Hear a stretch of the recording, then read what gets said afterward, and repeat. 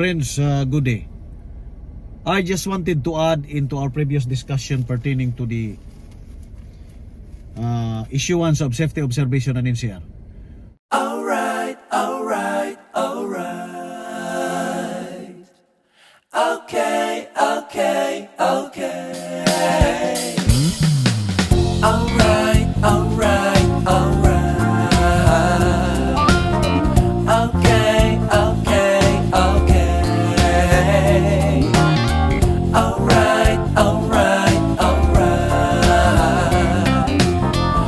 Don't you know, guys, that it will not end into the issuance and the receipt of the contractor? It will not end there. There are other process right after the issuance. First, if you fail to close the NCR at a given time, the penalty will be effective. And don't you know that the penalty system are having two categories? One is permanent penalty. The second one is under adjustment. What do you mean by permanent penalty? Assuming the team decided to deduct your interim payment for the month with an amount of 200,000 because of safety violation. Now, if it is permanent, my friend, whether you are going to close it or not,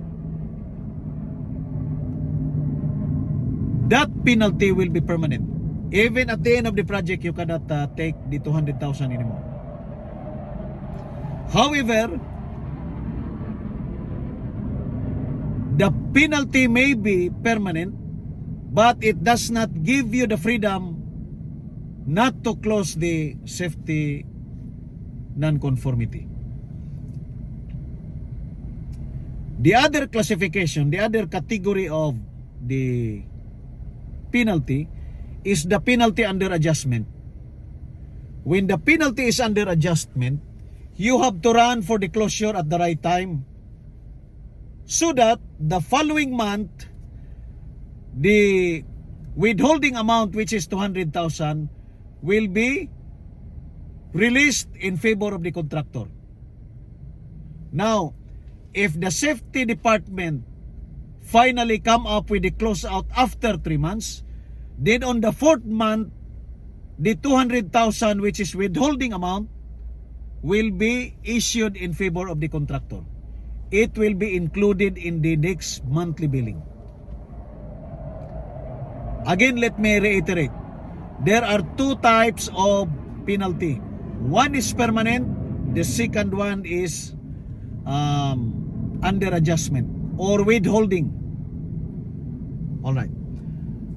Now, why the consultant, why the client representative will resort into the application of penalty under permanent classification?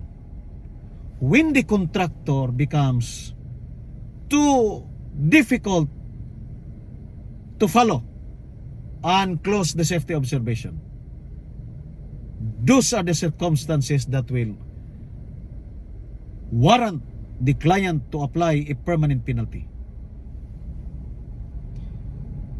Now, what would be the action on the part of the safety manager of the main contractor? His prime objective is not to have a permanent penalty. That is why an evidence of proactive approach in closing issues, perceived issues, should be initiated immediately. Otherwise, when the client is not comfortable with your action, penalty will be issued. That is why you need to communicate. You need to discuss with the client representative on what you have done so far and what your plan in the future. If you are blank, if you cannot provide any information to give confidence with the inspector, then definitely he will recommend for a penalty. So therefore, the constant communication will cure everything. That means by talking to the inspector, it will create an atmosphere of safety, because he is expecting that 2 days from now, 3 days from now, or 5 days from now, materials will be delivered and it will make the activity safe. So the client representative may just advise you, suspend your work until those items will be delivered, then you can start. Alright? So that is the effect. Now what about this penalty under adjustment?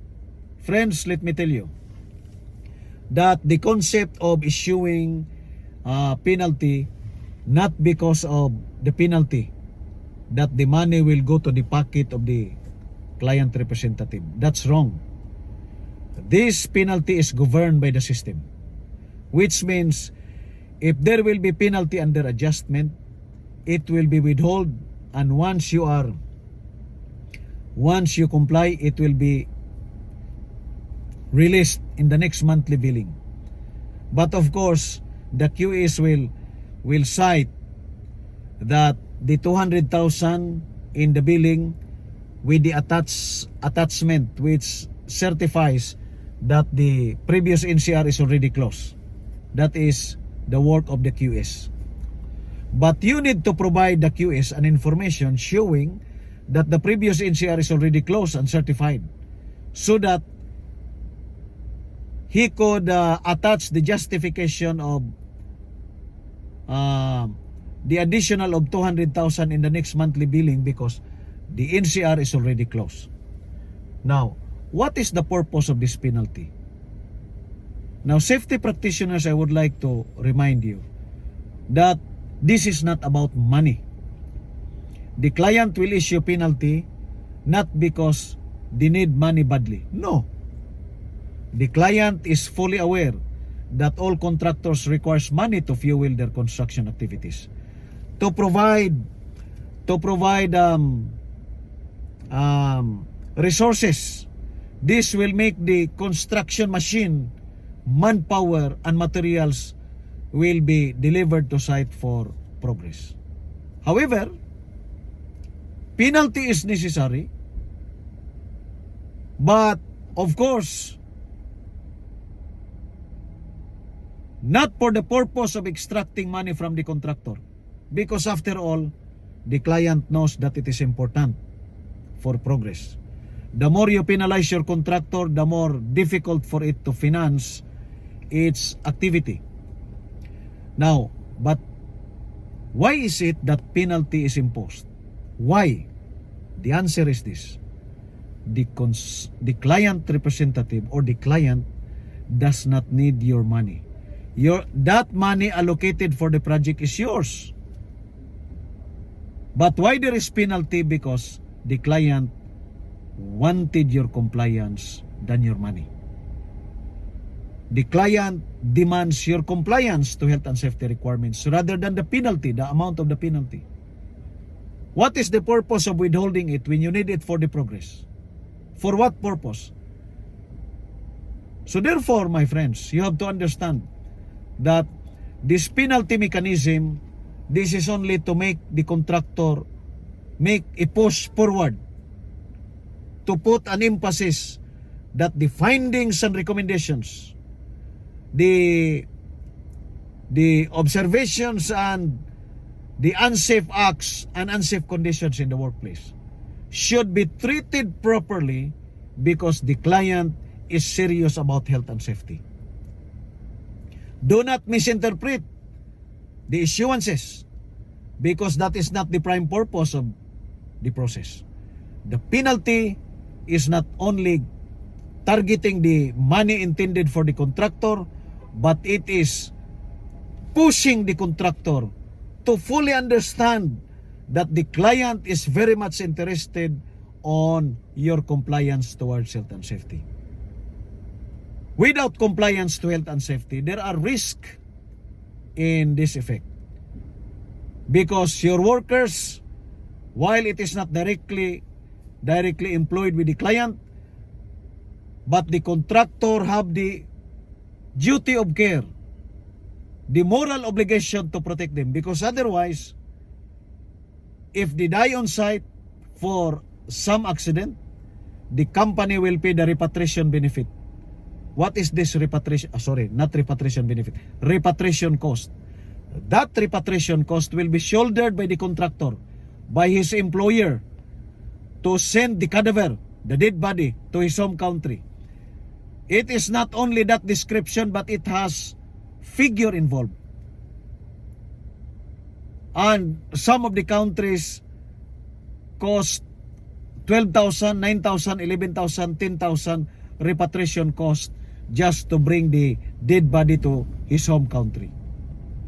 Apart from that, the contractor also will pay the blood money, the civil indemnity, and that is costly for the contractor.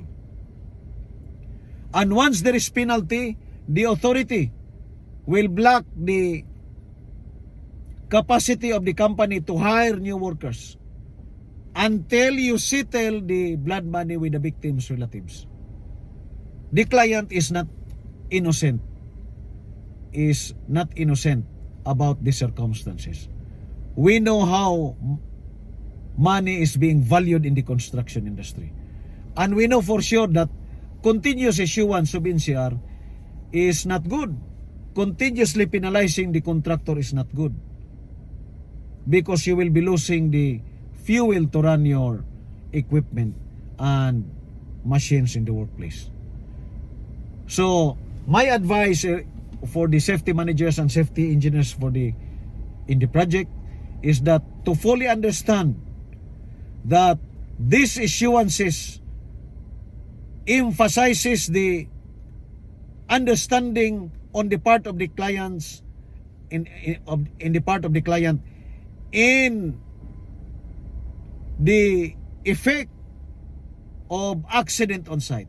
It will not be against the pocket of the company, but it is also about reputation if there is fatality. That is why the issuance of NCR and penalty is very important in the process. I hope you fully understand my discussion, and once again, good day.